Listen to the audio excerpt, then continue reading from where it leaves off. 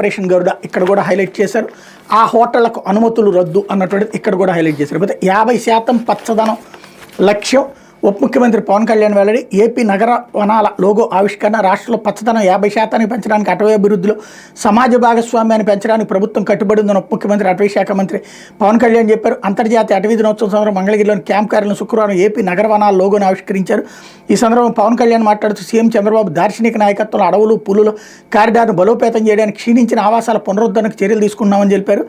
సహజ అడవులను అనుకరించే పట్టణ పచ్చని ప్రదేశాలను సృష్టించడం లక్ష్యంగా రాష్ట్ర వ్యాప్తంగా 50 నగరవనాలు ఏర్పాటు చేయగా 24-25లో మరో 11 మంజూరయ్యాయని, అదనంగా మరో 12 నగరవనాల ఏర్పాటు ప్రతిపాదన పరిశీలనలో ఉందని చెప్పారు. అటవీకరణ, జీవ వైవిధ్య పరిరక్షణ ప్రోత్సహించాల. పట్టణ ప్రాంతాల నగరవాసులకు ఈ వనాలు సహజ అనుభవాన్ని అందిస్తాయన్నారు. ఈ హరిత చొరవని మరింత విస్తరిస్తూ పిఠాపురంలో కూడా ఒక నగరవనాన్ని అభివృద్ధి చేస్తున్నట్టు తెలిపారు అన్నటువంటి వార్తని హైలైట్ చేశారు.